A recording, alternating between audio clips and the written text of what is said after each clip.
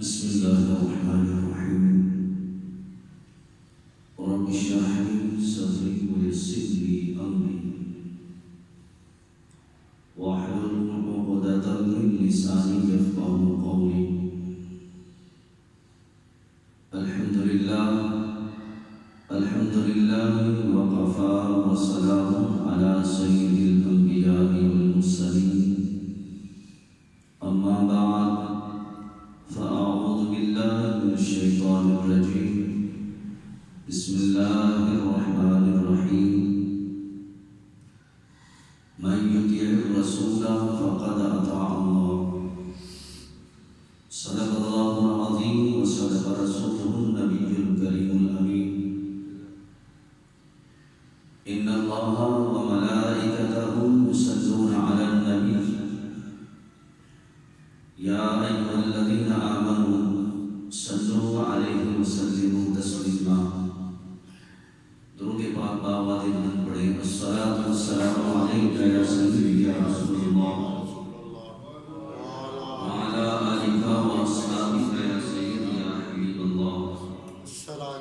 الصلاۃ والسلام علیک یا سیدی یا نبی اللہ وعلی آلک واصحابک یا سیدی یا نور اللہ. مولاي صل وسلم دائما ابدا على حبيبك خير الخلق كلهم. هو الحبيب الذي ترجى شفاعته لكل هول من الاحوال مقتحم. يا اكرم الخلق ما لمن الوذ به سواك عند حلول الحادث الأمامي. رب صل وسلم دائما أبدا على حبيبك خير الخلق كلهم. خالق کائنات جل جلالہ وعم انوارہ وآتم برہانہ وأعظم شانہ کی حمد و ثنا اور اس کے پیارے حبیب حضور النور شافی یوم النشور دستگیر جہاں غم گسار زمان سید سرورہ حامی بے بسا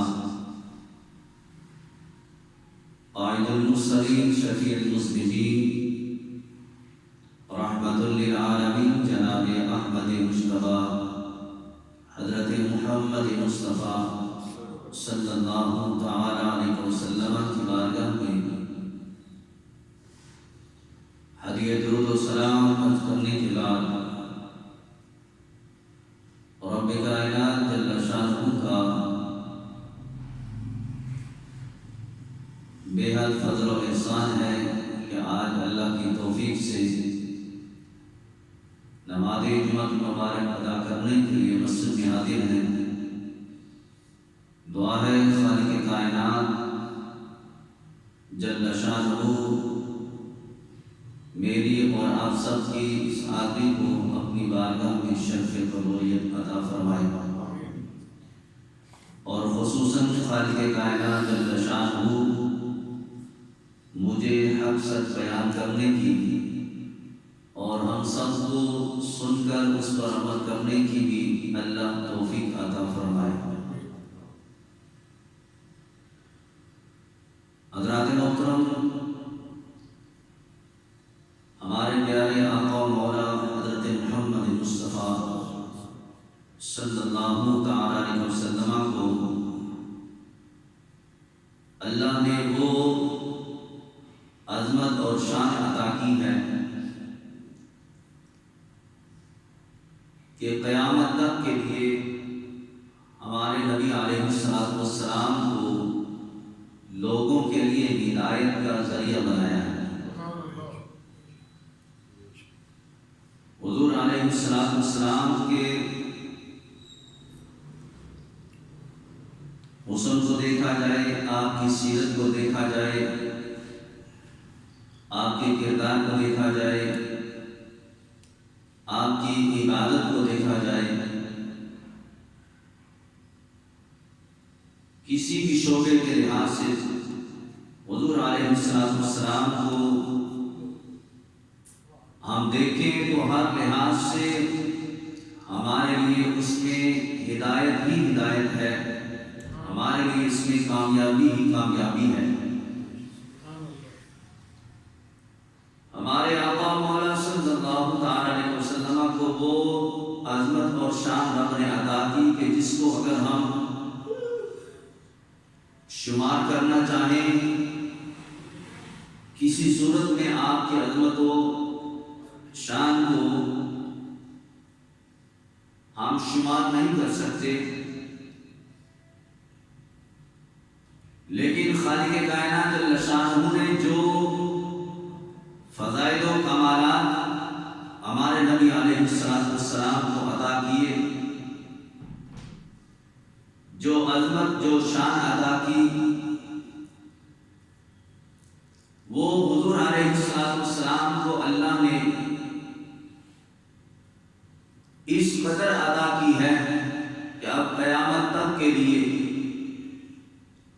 کسی بندے کو ہدایت کا نور چاہیے، کوئی بندہ راہ راست پر چلنا چاہتا ہے، کوئی بندہ دنیا میں کامیاب ہونا چاہتا ہے، دنیاوی اعتبار سے یا اخروی اعتبار سے، کاروباری معاملات ہوں، گھریلو معاملات ہوں، دوست احباب کے ساتھ ملاقات کا کوئی سلسلہ ہو، کسی بھی لحاظ سے اگر ہمیں رہنمائی کی ضرورت ہے تو خالق کائنات جل شان فرماتا ہے من یطیع الرسول فقد اطاع اللہ، کہ فرمایا بس پھر میری اطاعت کرو اور میرے محبوب علیہ السلام کی اطاعت کرو۔ اسی میں ہر لحاظ سے بندہ مومن کی کامیابی ہے۔ ہمارے نبی علیہ السلام کی ذات مبارکہ میں جو کمالات جو خوبیاں رب نے رکھی ہیں، ایک وقت میں سب کچھ بیان نہیں کیا جا سکتا۔ آج کی اس مختصر گفتگو میں حضور علیہ السلام کی پیاری سنت داڑھی مبارکہ کے بارے میں آج کچھ کلام کرنا ہے، اور یقیناً یہ موضوع کو بیان کرنا موجودہ دور میں انتہائی مشکل بھی ہے، اور میں سمجھتا ہوں کہ خطبہ کے لیے اس وقت عوام کے سامنے بہت بڑا جہاد ہے کہ اس موضوع کو لوگوں کے سامنے بیان کیا جائے۔ تعریفی کلمات ہر بندہ سننے کو پسند کرتا ہے، لیکن جب اصلاح کی بات آ جائے، بس جس کو اللہ ہدایت دینا چاہتا ہے، جو بندہ اللہ کا پسندیدہ ہے، وہ تو اپنے رب کی باتیں، اپنے محبوب کی باتیں سن کے خوش ہوتا ہے، لیکن جو اللہ کی بارگاہ میں گر چکے ہیں، رب کے ناپسندیدہ ہیں، ان کے سامنے رب رسول کا کوئی پیغام بیان کیا جائے، ان کے تیور بدل جاتے ہیں۔ بہرحال آج حضور علیہ السلام کے حسن جمال اور خصوصاً جو رب تعالی جل شانہ نے آپ کو داڑھی مبارکہ کی نعمت سے نوازا اور ہمارے لیے اس کو سنت مبارکہ بنا دیا گیا، اس حوالے سے کلام کرنا چاہتا ہوں تاکہ ہمارے وہ دوست، ہمارے وہ بھائی جو حضور علیہ السلام کی پیاری سنت داڑھی سے محروم ہیں، میں چاہتا ہوں کہ آج ان تک یہ حضور علیہ السلام کا پیغام پہنچ جائے کہ جس نبی علیہ السلام کا کلمہ پڑھتے ہیں، جس نبی کی محبت کے دعوے کرتے ہیں، اس نبی نے ہمیں دنیا اور آخرت میں کامیابی کے جو ذرائع بتائے ہیں، اس میں سے داڑھی مبارکہ ایک بہت بڑا ذریعہ ہے۔ اور یہ بات یاد رکھیں کہ داڑھی مبارکہ رکھنا اس پرفتن دور کے اندر ایمان کی حالت میں یہ مسلمان مومن کی یہ نشانی ہے، یہ مسلمان کی پہچان ہے داڑھی مبارکہ رکھنا۔ اگر آپ غیر مسلموں کو دیکھیں جو دین اسلام کو نہیں مانتے، اس وقت دنیا میں بہت سارے ادیان ہیں جو اسلام کے مخالف ہیں، جو رب کو نہیں مانتے ہیں، اور وہ حضور علیہ السلام کی سنت سے محروم ہیں، اور بدقسمتی سے آج کلمہ پڑھنے والا، عشق رسول کا دعویٰ کرنے والا، حضور علیہ السلام کے ساتھ محبت کے دعوے کرنے والا، آج یہ بھی اپنے محبوب آقا حضرت محمد مصطفیٰ صلی اللہ تعالی علیہ وسلم کی پیاری سنت داڑھی سے معلوم ہے۔ حضرات محترم، یہ داڑھی مبارکہ رکھنا یہ اللہ کو کتنا محبوب ہے، آپ اس بات سے اندازہ لگا سکتے ہیں کہ جتنے بھی نبی آئے ہیں دنیا میں وہ سارے ہی داڑھی والے تھے۔ کوئی ایک بھی ایسا نبی نہیں تھا جس کو اللہ نے داڑھی جیسی پیاری سنت کو نہ عطا کیا ہو۔ یہ داڑھی ایک بہت بڑی نعمت اور انبیاء کرام علیہ السلام کی سنت ہے۔ حضرت امام غزالی رحمۃ اللہ تعالی علیہ آپ فرماتے ہیں کہ سرکار مدینہ صلی اللہ تعالی علیہ وسلم کا ارشاد مبارکہ ہے کہ بے شک اللہ تعالیٰ کے کچھ فرشتے ہیں جن کی تسبیح یہ ہے، یعنی کہ کچھ تو کلمات ایسے ہیں جیسے سبحان اللہ پڑھنا، الحمدللہ پڑھنا، اللہ اکبر کہنا، تو یہ بھی مختلف کلمات ہیں تسبیحات کے، لیکن ہمارے آج کے موضوع کے مطابق حضور علیہ السلام فرماتے ہیں کہ کچھ فرشتے ایسے ہیں جن کی تسبیح یہ ہے۔ اب وہ کیا ہے؟ فرمایا سبحانہ من زین الرجال باللحیہ وزین النساء بالذوائب، پاکی ہے اسے جس نے مردوں کو زینت دی ہے۔ کس کے ساتھ؟ فرمایا داڑھیوں کے ساتھ، اور عورتوں کو گیسوں کے ساتھ، یعنی کہ یہ تکرار فرشتے بار بار کرتے ہیں اور یہ ان کی عبادت ہے، ان کی تسبیح ہے کہ وہ لوگ، وہ فرشتے اس بات کو پسند کرتے ہیں کہ اس طریقے سے رب کی پاکی کو بیان کرے، رب کی حمد کو بیان کرے کہ پاک ہے وہ ذات جس نے مردوں کو داڑھی جیسی نعمت عطا کی ہے، اور فرمایا پاک ہے وہ ذات جس نے عورتوں کو گیسو عطا فرمائے ہیں۔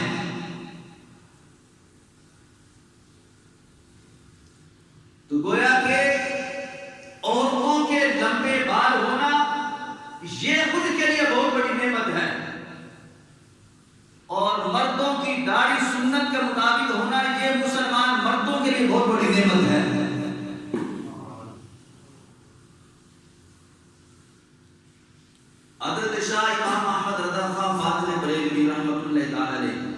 امام اہل سنت، آپ نے داڑھی مبارکہ کے حوالے سے ایک کتاب لکھی ہے لمعۃ الضحیٰ کے نام سے، اور اس میں آپ نے کم و بیش 18 قرآنی آیات سے اس بات کو ثابت کیا ہے کہ داڑھی رکھنا مسلمان مومن مرد پر واجب ہے،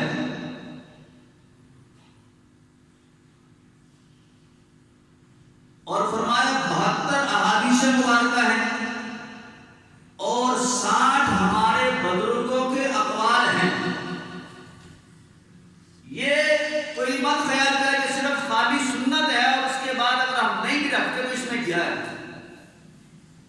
قرآن، احادیث اور بزرگوں کے اقوال سے یہ بات بالکل واضح ہے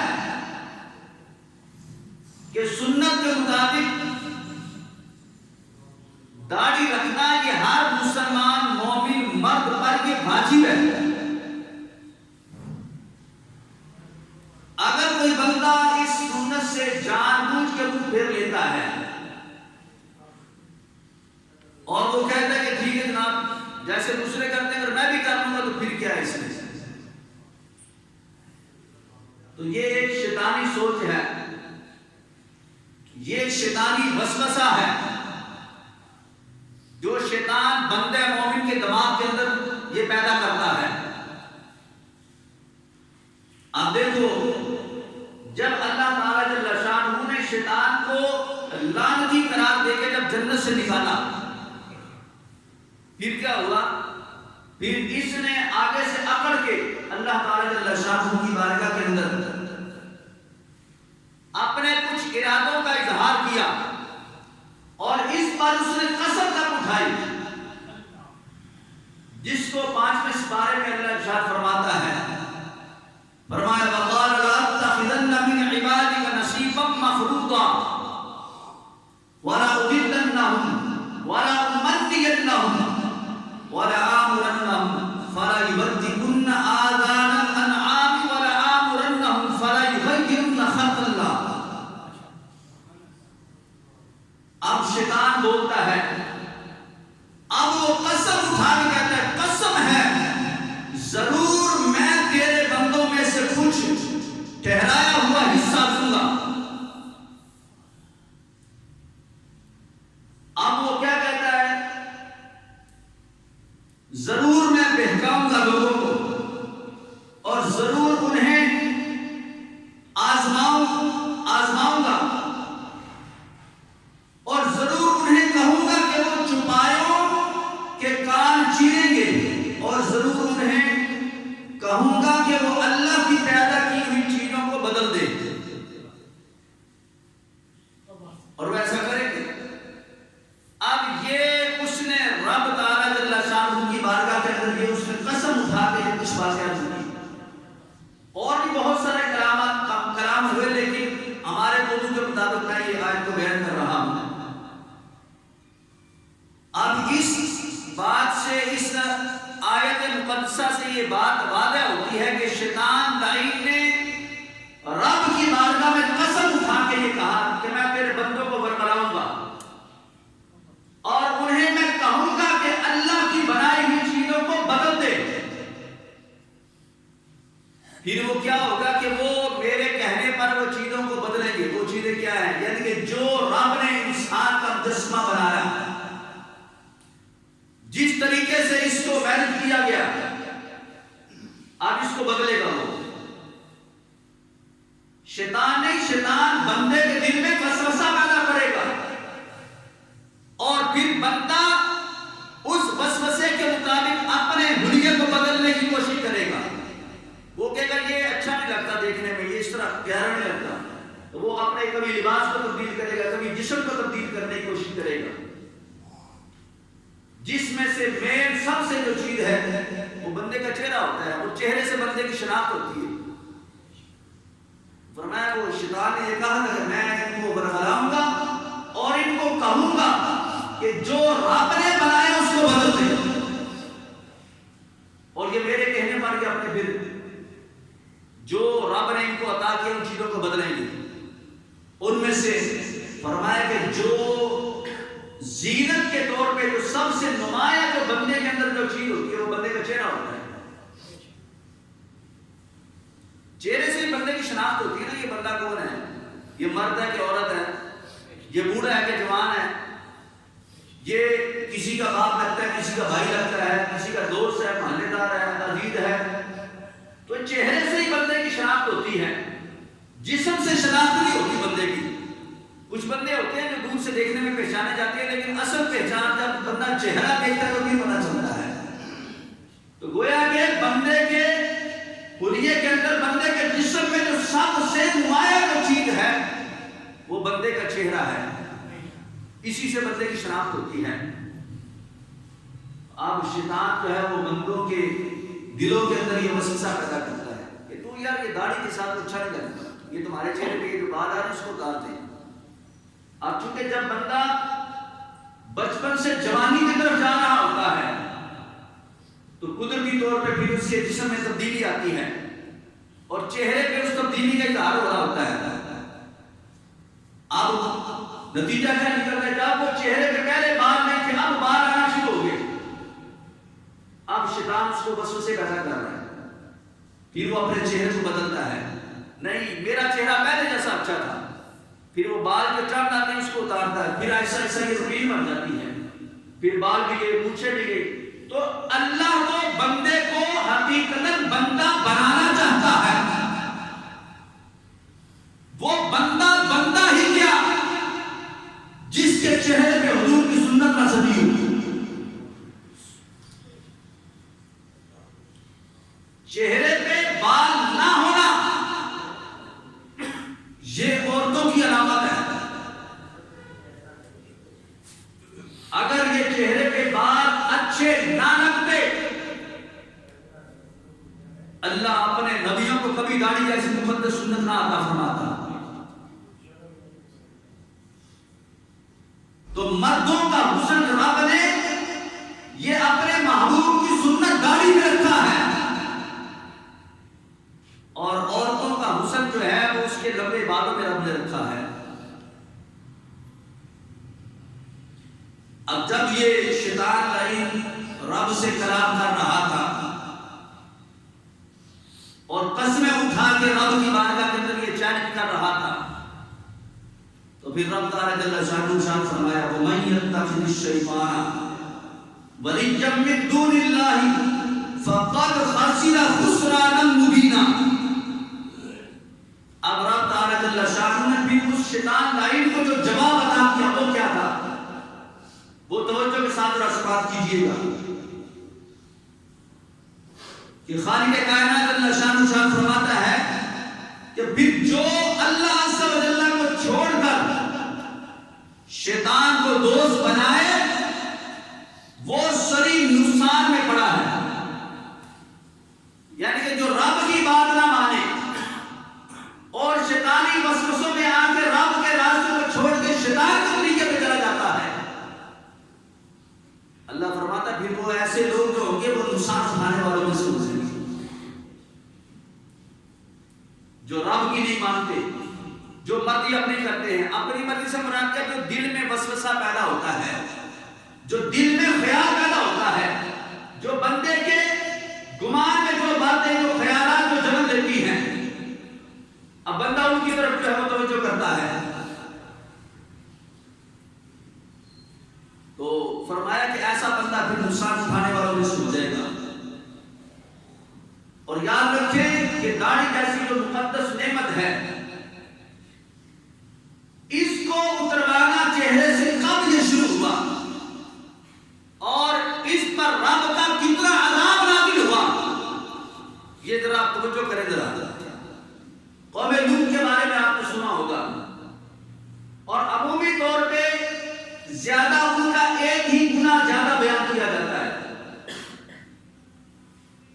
کہ وہ بدکاری کرنے والے لوگ تھے اور اس بنا پہ ان کے اوپر اللہ کی طرف سے عذاب آیا اور وہ قوم لوط جو ہے تباہ ہو گئی. لیکن حدیث مبارکہ کے اندر ان کے 10 گناہ بیان کیے گئے ہیں. کتنے گناہ کی؟ 10 گناہ قوم لوط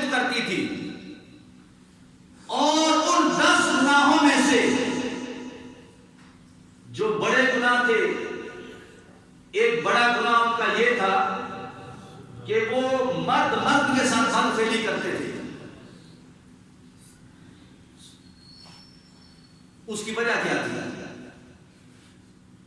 اس کی وجہ یہ تھی کہ جب ایک بچہ جب وہ بالغ ہونے کے قریب ہوتا تو اس کو بولتے ہیں امرد. ابھی بالغ نہیں ہوتا لیکن بالغ ہونے کے قریب ہوتا ہے اور اس کے چہرے پہ تھوڑے تھوڑے سے بال داڑھی کے نمایاں ہونا شروع ہو جاتے ہیں. پھر وہ جیسے جیسے اس کی عمر بڑھتی ہے وہ بال زیادہ بڑھنا شروع ہو جاتے ہیں. تو اب وہ قوم نے دیکھا کہ جو ان کے خوبصورت بچے ہوتے تھے جب ان کے چہرے پہ داڑھی آتی تو وہ کہتے ہمارا حسن تو داڑھی کی وجہ سے چھپ گیا ہے. تو وہ اس داڑھی کو پھر انہوں نے کیا کیا؟ اتروانا شروع کر دیا. پہلا گناہ ان کا بدکاری کرنا. اس کی وجہ یہ تھی کہ وہ جو امرد بچے ہوتے تھے ان کے ساتھ بدکاریاں کرتے تھے اور جب ان کے چہرے پہ جب داڑھی آنا شروع ہوتی تو پھر وہ کیا کرتے؟ اس داڑھی کو صاف کروا دیتے تھے. مونچھیں آتی مونچھوں کو اتروا دیتے تھے. شراب پینے کے عادی تھے. یہ ان کے 4 بڑے گناہ تھے اور پہلے گناہ کا سبب ہی داڑھی تھا کہ داڑھی کٹوانے والے تھے. اگر وہ جو بچہ جو جوانی کی طرف جا رہا ہے 2 سال کے بعد اس کا چہرہ داڑھی سے سج جاتا لیکن وہ کہتے تھے کہ ہمارا حسن اس سے مانند پڑتا ہے تو وہ داڑھی کٹوا دیتے تھے اور وہی گناہوں کے اندر ملوث رہتے تھے. تو گویا کہ انہوں نے داڑھی کو ہٹا کے جس جرم کی ابتدا کی ہے اس کو بدفعلی کہا جاتا ہے, اس کو زنا کہا جاتا ہے. پھر رب تعالی جل شانہ نے ان کی ہدایت کے لیے حضرت لوط علیہ السلام کو ان کی طرف بھیجا. جب وہ لوگ نہ مانے تو رب تعالی جل شانہ نے پھر اس قوم کے اوپر اپنا عذاب نازل فرما دیا. المختصر دنیا کے اندر سب سے پہلے یوں کہہ لے کہ جس قوم نے داڑھی کو منڈایا وہ قوم لوط تھی اور داڑھی منڈانے کی جو وجہ بنی وہ بدفعلی تھی. یا یوں کہہ لے کہ بدفعلی کرنے میں ان کے لیے جو رکاوٹ بن رہی تھی جو چیز وہ داڑھی تھی. انہوں نے کہا اس کو صاف کرو اس سے تو ہمارا جو حسن خراب ہو رہا ہے. تو رب کو یہ بات پسند نہ آئی. اللہ نے اس جرم کی سزا پہ پھر ان کے اوپر عذاب نازل کیا. دنیا میں ان کو عذاب دکھایا گیا اور آج رہتی دنیا تک ان کو مثال دے کے قرآن کے اندر بیان کر دیا گیا ہے. اب قیامت تک جتنے بھی مسلمان آتے رہیں گے, جتنے بھی علماء آتے رہیں گے, بیان کرتے رہیں گے کہ قوم لوط پر آنے والا جو عذاب ہے اس کی وجہ کیا تھی. اس کی وجہ یہی تھی کہ انہوں نے اپنے حسن کو ظاہر کرنے کے لیے داڑھیوں کو اڑایا تھا, اپنی مونچھوں کو انہوں نے اڑا دیا تھا. بدفعلی کرنے کی ضرورت ہے. اب ان کا ارادہ کچھ اور تھا.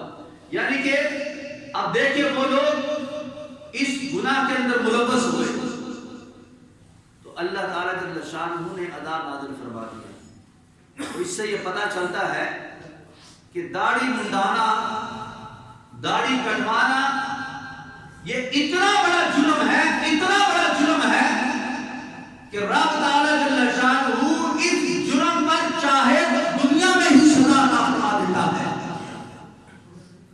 اور صرف اس خالی سزا نہیں ہوتی بلکہ رب کا عذاب ہوتا ہے.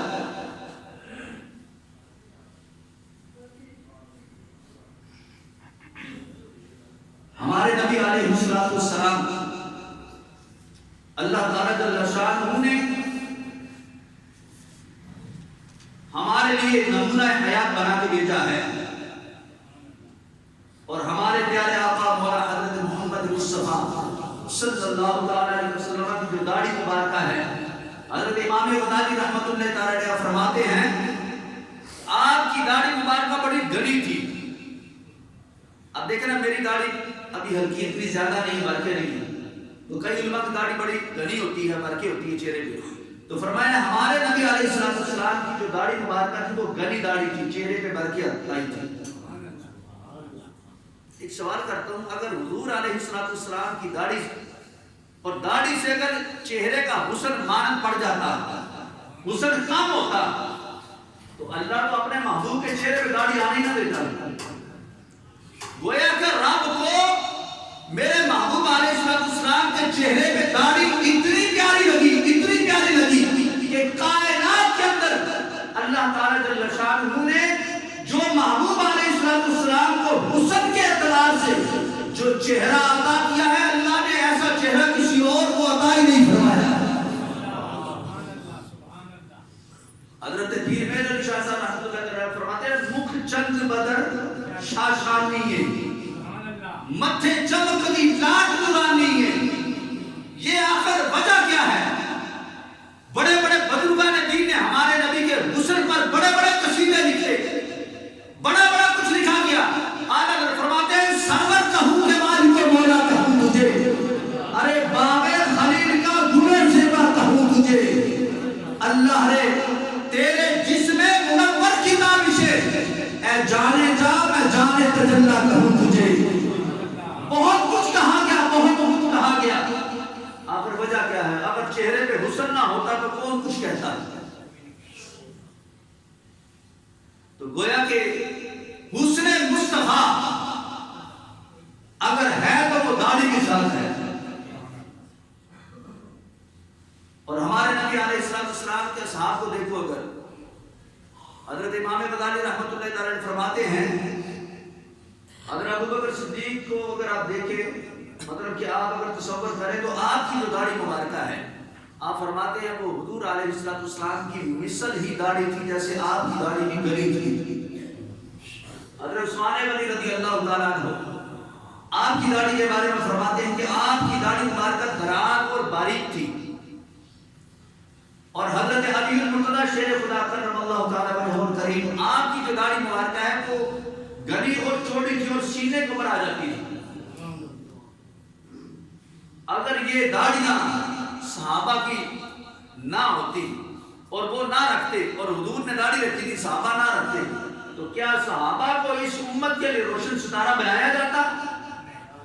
میں ایک سوال کرتا ہوں آپ سے، آپ جتنے مرضی جو ولی اللہ ہے غوث پاک سرکار کی سیرت کو پڑھ کے دیکھ لیں، آپ داتا علی حجویری کی سیرت کو پڑھ کے دیکھ لیں، خواجہ اجمیری کی سیرت کو پڑھ کے دیکھ لیں، جتنے بھی بزرگان دین گزرے ہیں اور جو حقیقی معنی میں اس دور کے اندر بھی جو صحیح معنی میں جو ولی اللہ ہے، آپ کسی بزرگ کی سیرت کو پڑھ کے دیکھ لیں، کوئی بھی آپ کو داڑھی کے بغیر نظر نہیں آئے گا۔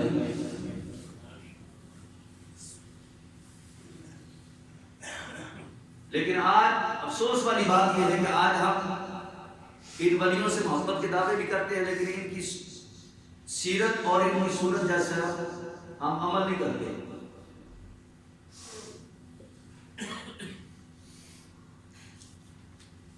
ہمارے کئی ایسے بزرگ گزرے ہیں جنہوں نے داڑھی نہ ہونے پر انتہائی افسوس کیا ہے۔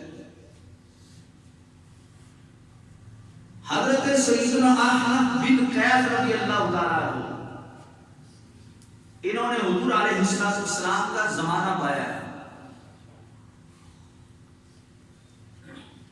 ان کے اندر 3 عیب تھے بظاہر جسم کے اندر۔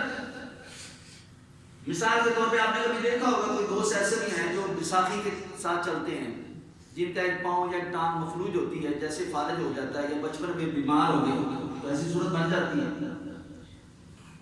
یا ہاتھ کام نہیں کرتا ہے، تو ساری زندگی پھر مطلب وہ اسی طریقے سے گزار دیتے ہیں۔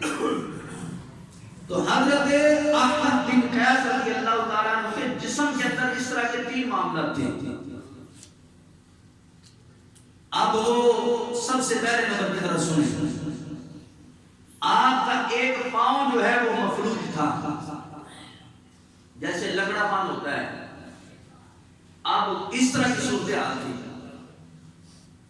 اور ایک آنکھ یوں سمجھ لیں کہ اس آنکھ سے نظر نہیں آتا تھا۔ اب میرا اشارہ سمجھ رہے ہیں؟ ایک پاؤں سے صحیح طریقے سے چل نہیں سکتے تھے، لنگڑا کے چلتے تھے.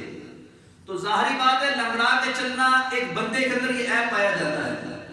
اگر اس کو سمجھنا ہو تو کبھی شادی کا موقع ہو، کبھی رشتہ کرنے کا کوئی معاملات ہو، تو پھر دیکھیں جب آپ رشتہ دیکھنے کے لیے جائیں اور وہ آگے سے لڑکا جو ہے وہ لنگڑا کے آئے تو کیا خیال ہے؟ شادی کرنا، رشتہ کرنا آسان ہو جائے گا؟ آپ فوراً جواب دے دیں کہ ہماری بچی ہماری بیٹی تو ماشاءاللہ ٹھیک ہے، تو ہم اپنی بچی کا رشتہ یہ لنگڑے کے ساتھ کریں، ایسا ہوگا نا؟ مطلب کہ ہم اعتراض کر دیں گے، انکار کر دیں گے، تو پھر ہمیں پتہ چلے گا کہ جناب یہ کتنا بڑا عیب ہے. یا جو بندہ اس عیب کے اندر مبتلا ہے اس سے پوچھ کے دیکھے وہ زندگی کیسے گزار رہا ہے. وہ کہے گا مجھ جیسا مطلب معاشرے کے اندر بندہ جس کی ویلیو کوئی نہیں اور جس کی ایک آنکھ بھی نہ ہو، جس کو ایک آنکھ سے صرف نظر آتا ہو، تو مجھے بتاؤ یہ کتنا بڑا ہے. یہ تو آپ اس بندے سے پوچھ کے دیکھیں جس کے اندر یہ عیب پایا جاتا ہے، پھر وہ آپ کو بتائے گا کہ یار میں زندگی کتنی مشکل سے گزار رہا ہوں کہ لوگ مجھ سے گن کھاتے ہیں، لوگ مجھ سے نفرت کرتے ہیں، میرے ساتھ بات کرنا پسند نہیں کرتے، کوئی مجھے لنگڑا کہتا ہے، کوئی مجھے کانا کہتا ہے. تو لوگ اس طرح جو ہے وہ لوگوں کے سامنے جو ذکر کرتے ہیں. کبھی کسی کے بارے میں بات کرنی ہو تو خاندان میں وہ فلاں بندہ، ہاں وہ فلاں جو لنگڑا کے چلتا ہے، وہ فلاں جو کانا بندہ ہے، وہ فلاں اس کی بات کر رہے ہو. تو لوگ اس طرح جو ہے تعارف کرواتے ہیں. تو وہ اس بندے کے لیے زندگی گزارنا کتنا مشکل ہو جاتا ہے یہ وہی بندہ سمجھ سکتا ہے جس کے اندر یہ عیب پائے جاتے ہوں. لیکن سنیں ذرا، حضرت سیدنا احنف رضی اللہ تعالیٰ عنہ، یہ دو عیب تو ان کے اندر جسم کے اندر تھے، اور تیسرا عیب پتہ کیا تھا؟ ان کے چہرے پہ قدرتی طور پہ داڑھی نہیں تھی. اب آپ کے دلوں جی اے کی ہے وہ یہ تو ہمارے لیے حسن ہے. نہیں، یہ آج اس معاشرے کے اندر شیطان نے ایسی ایک آگ جلا دی ہے کہ ہر بندہ اس کے اندر جلسنا پسند کرتا ہے. لیکن آپ فرماتے ہیں آپ کے جو ساتھی ہوتے، دوست ہوتے، آپ کے جو اصحاب ہوتے، جو آپ کے ساتھ مطلب کہ مل کے رہنے والے ہوتے، آپ وہ تمنا کرتے کاش 20,000 میں بھی اگر داڑھی مل جاتی تو ہم اپنے دوست کو داڑھی لا کے عطا فرما دیتے. پاؤں کی بات نہیں کی کہ 20,000 میں پاؤں ٹھیک ہو جائے. اچھا پھر 20,000 یہ ہمارے دور کے روپے نہیں، 20,000 درہم یا دینار کی بات ہو رہی ہے جو سونے کا دینار ہوتا تھا. یعنی کہ 20,000 دینار آج کے حساب سے ریٹ لگاؤ کتنا پیسہ بنتا ہے؟ کروڑوں میں بن جائے گا. ہاں جی، دوست کہتے ہیں اگر کروڑوں خرچ کر کے بھی، چلو زیادہ نہ میں 1 کروڑ کی بات کرتا ہوں، 1 کروڑ خرچ کر کے اگر داڑھی مل جائے، پاؤں کی بات نہیں کی، آنکھ کی بات نہیں کی، کہا داڑھی مل جائے تو ہم اس میں بھی بہت خوش ہوں گے کہ اللہ کا شکر ہے کہ 1 کروڑ میں داڑھی مل گئی. تو ہم روزانہ کروڑوں کا نقصان کر رہے ہیں کیا نا جی؟ اگر اسی روایت کو دیکھا جائے تو ہم روزانہ اپنے ہاتھوں سے کروڑوں کا نقصان کر رہے ہیں اور ہم اس کو عیب ہی نہیں سمجھ رہے. لنگڑا پن ہونا، کانا پن ہونا ان کے نزدیک یہ عیب نہیں تھا جتنا بڑا عیب داڑھی نہ ہونا تھا. اور آگے سنیں حضرت سیدنا شریح قاضی رضی اللہ تعالیٰ عنہ، انہوں نے بھی حضور علیہ السلام کا زمانہ پایا، اور کچھ کہتے ہیں کہ یہ صحابی رسول تھے، اور حضرت فاروق اعظم اور حضرت علی مرتضیٰ شیر خدا رضی اللہ تعالیٰ عنہ، آپ جب کسی کو کوئی مسئلہ بیان کرنا چاہتے، کسی کو تحریری طور پہ لکھ کے دینا چاہتے کچھ، تو حضرت سیدنا شریح قاضی رضی اللہ تعالیٰ عنہ سے مشورہ کرتے. یعنی کہ کوئی مسئلہ بیان کرنا ہوتا تو آپس میں مشاورت کر لیتے کہ یہ مسئلہ ایسے ہی ہے، پوچھ لیتے. جیسے علماء کرام بیٹھتے، مفتیان کرام بیٹھ جاتے ہیں، کوئی مسئلہ آ جاتا ہے تو پھر 4 بندے 4 آدمی بیٹھ کے اس مسئلے کا حل نکالتے ہیں، پھر بتاتے ہیں بھائی اس مسئلے کا یہ حل ہے تو تم اس پر عمل کرو. تو حضرت فاروق اعظم، حضرت علی مرتضیٰ یہ ان سے مشورہ لیا کرتے تھے، ان کو اپنے مسئلے کے اندر بٹھا کے ان سے پوچھا کرتے تھے. اور اتفاق ایسا ہے کہ قدرتی طور پہ ان کے چہرے پر بھی داڑھی نہیں تھی. آپ فرماتے ہیں کاش 10,000 میں بھی اگر مجھے داڑھی مل جائے تو میرے لیے یہی کافی ہوگا. یہ ہمارے بزرگ ہیں، یہ ہمارے وہ بزرگ ہیں جن سے آج دین ہمارے تک پہنچا ہے.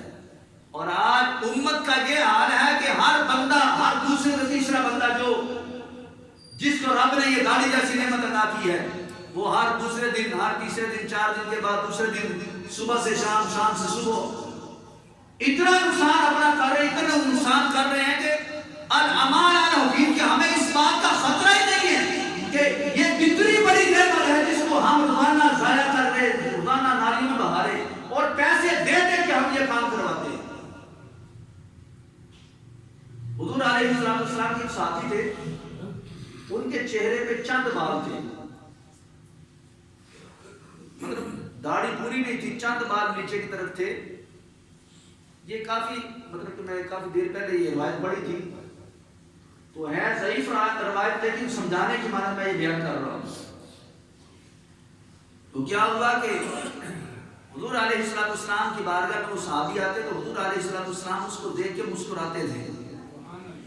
اب ان کی خوش قسمتی کہ حضور اس کو دیکھ کے مسکرائے. اب وقت گزرتا گیا. ایک دن کیا ہوا، حضور علیہ السلام کی بارگاہ میں وہ صحابی رسول آئے تو آپ نے اپنا چہرہ مبارکہ پھیر لیا.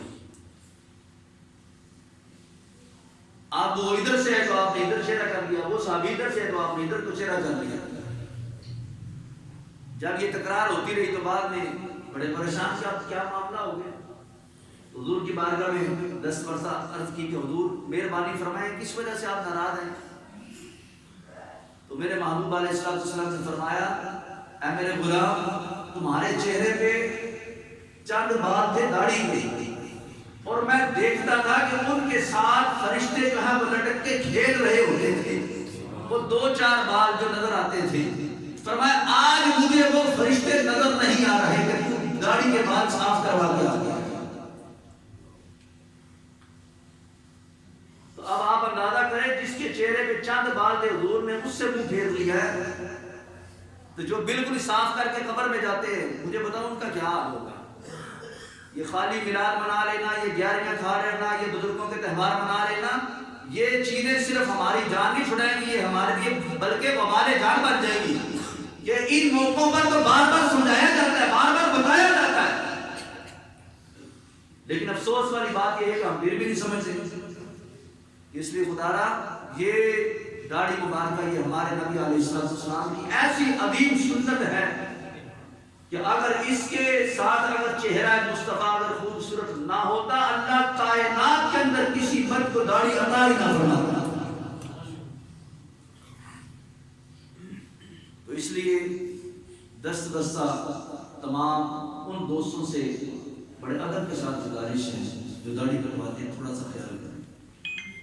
سب نے دنیا سے چلے جانا ہے، کوئی جوانی میں، کوئی بڑھاپے میں، کوئی بیماری میں، کوئی کس طرح جا رہا ہے، سب جا رہے ہیں باری باری. ہمارے بڑے چل گئے، ہم نہیں چلے جانا ہے. یہ ایک سنت ساتھ لے جاؤ، ہو سکتا ہے اس کو دیکھ کے حضور کرم فرما دیں کہ یار میرا دیوانہ آ گیا. ٹھیک ہے، نمازیں اپنی جگہ پہ صاف ہوگا، عبادت اپنی جگہ پہ ہیں، بقیہ سارے معاملات اپنی جگہ پہ ہیں.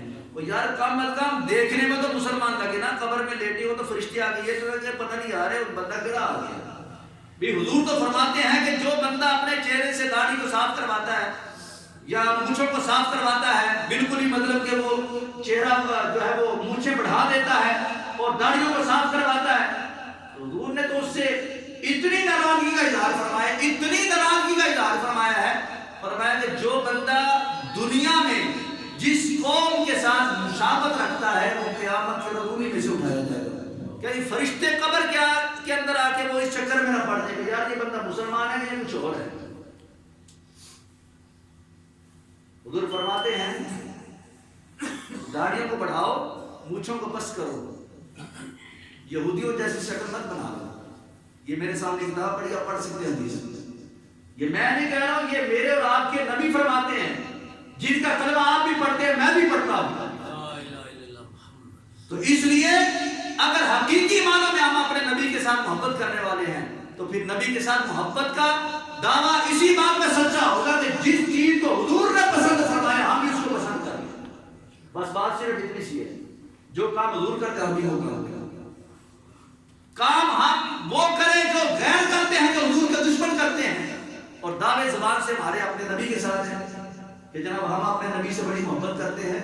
اگر واقعی محبت کرتے ہیں تو پھر اس محبت کا پھر انداز جو ہے وہ ہمیں ہمارے چہرے سے، ہمارے حلیے سے، ہماری گفتگو سے نظر آنا چاہیے کہ واقعی یہ بندہ حقیقی معنوں میں حضور علیہ الصلوۃ والسلام کے ساتھ محبت کرنے والا ہے. بہرحال یہ باتیں آج کچھ ایسی تھی، بڑا طرف یہ موضوع تھا. مجھے پتہ ہے بہت سارے دوستوں نے باتیں نہیں سنی ہیں، کوئی بات نہیں، یہ تو اپنے اپنے نصیب کی بات ہوتی ہے. ہم تو اپنی طرف سے اپنے نبی کا، اپنے رب کا پیغام دے رہے ہیں. بہرحال اگر کسی کو یہ باتیں بری لگی ہے تو میری یہ ریکارڈنگ ہوتی ہے، یہ آپ دوبارہ بھی اس کو سنیں. یہ میں نے نہیں کہا، جو کچھ کہا ہے، جس نبی کا آپ کلمہ پڑھتے ہیں اسی نبی کا فرمان میں نے آپ کو سنایا ہے. اس واسطے نہ کسی کو غصہ کرنے کی ضرورت ہے. غصہ کرے تو اپنے پہ کرے کہ میں اتنا بد نصیب ہوں، میری اتنی 40 سال 50 سال 60 سال عمر ہوگی، ابھی تک مجھے گاڑی رکھنے کی توفیق نہیں. رب کی بارگاہ میں گڑ گڑائے، رب کی بارگاہ میں روئے، یا اللہ میں اتنا برا ہو گیا کہ مجھے داڑھی رکھنے کی ابھی تک تو نے توفیق نہیں عطا فرمائی. یا اللہ جس گناہ کے سبب یہ داڑھی رکھنا میرے لیے مشکل ہو گیا ہے، مولا اس گناہ سے توبہ کرتا ہوں اور مجھے بھی اپنے محبوب جیسی پیاری سنت چہرے پہ سجانے کی توفیق عطا فرما. کبھی مانگ کے دیکھیں اس رب کی بارگاہ میں، ہم مانگتے نہیں ہیں. میں اگر اس بات پہ قسم بھی اٹھاؤں نا تو میرے خیال سے بے جانا ہوگا کہ کوئی کتنے بندے ایسے جو ہاتھ اٹھا کے کہہ سکے کہ جناب میں تو روزانہ دعائیں کرتا ہوں یا اللہ مجھے داڑھی رکھنے کی توفیق عطا فرما. کتنے بندے ہیں؟ الا ماشاء اللہ، الا ماشاء اللہ، جس کو اللہ توفیق دے. ورنہ اگر میں کہوں نا کہ آپ دعا مانگو تو مجھے پتا کئیاں نے دعا نہیں مانگنی کہ یا اللہ ہمیں داڑھی رکھنے کی توفیق عطا فرما. اے جھوٹی اے زبان دے نال جڑنا سی آمین کہہ دیاں گے، لیکن سچے دل دے نال اسی آمین نہیں کرنا. کیوں؟ دل مطمئن نہیں. اس لیے مطمئن نہیں کہ دل کے اوپر گناہوں کا اتنا غلبہ ہے، اتنا غلبہ ہے کہ گناہوں کی وجہ سے دل آج سیاہ ہو چکے. اور جب دل سیاہ ہو جائے پھر نہ رب کی بات اچھی لگتی ہے، نہ رب کے محبوب کی بات اچھی لگتی ہے، نہ قرآن کی بات اچھی لگتی ہے، نہ حدیث کی بات اچھی لگتی ہے. وجہ کیا ہے کہ جب دل گندا ہو جائے اس میں جگہ نہیں بچتی کہ کہیں پہ کوئی ایسی قرآن کی آیت سچ جائے، کہیں پہ کوئی ایسی حضور علیہ السلام کی حدیث سچ جائے. اس لیے کہ دل سیاہ ہو چکے. جب دل گناہوں سے صاف ہو جائیں گے، پاک ہو جائیں گے، پھر رب کا فرمان بھی اچھا لگے گا، محبوب کا فرمان بھی پیارا لگے گا. اس لیے گناہوں سے توبہ کر کے رب کی بارگاہ میں دعا کریں تو پھر امید ہے انشاءاللہ تعالی بڑے بڑے بات راستے کھل جائیں گے. اللہ پاک مجھے اور آپ سب کو دین و دین کو سمجھ کے آمین.